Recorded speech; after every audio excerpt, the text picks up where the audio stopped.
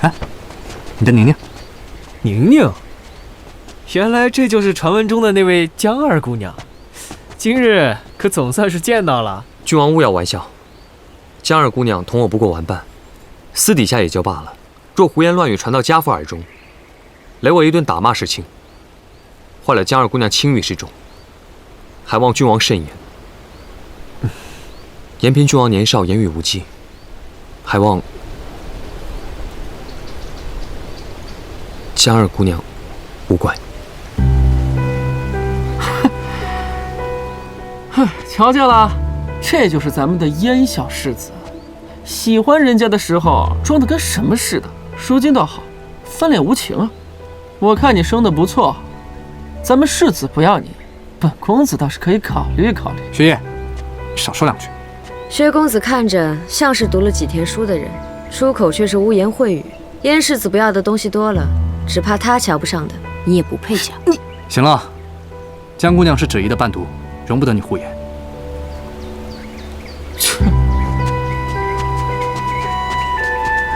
好了，走吧。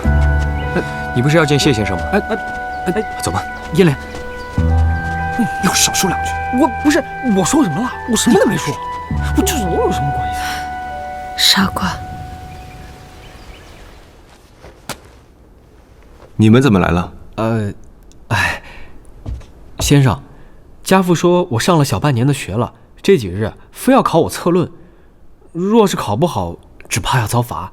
学生悬梁秉烛，勉强凑出一篇，请先生长长眼。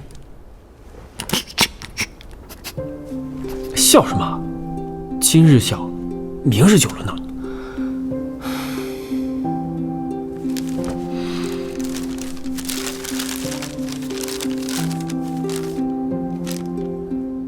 这些日子，郡王的功课不错，在同龄人中，雪夜也是首屈一指。便是写得上有不足之处，想必令尊也不会计较。不过既然你带来了，不如先让谢某详细批阅一番，明日课上再讲。哦，是。那学生等就先行告退了。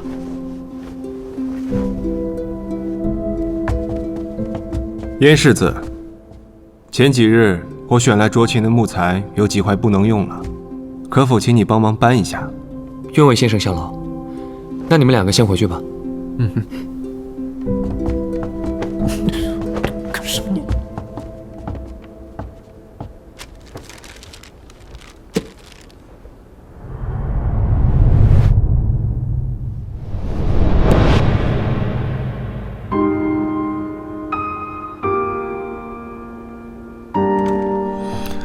宁二姑娘前几日到我这里学琴，也就将琴放下了。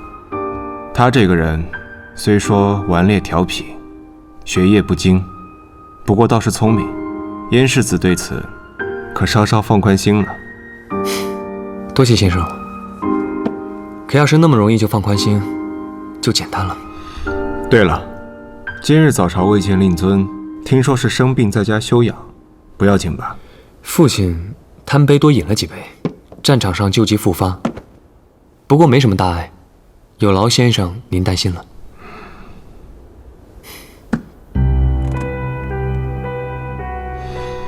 燕世子可有心事？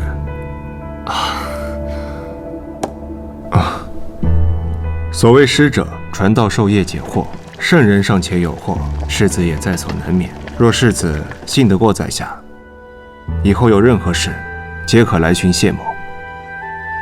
多谢先生，旁的事，燕灵都能解决。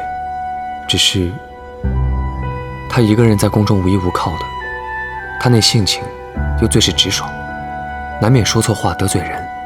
若先生方便的话，替我照拂一二，可好？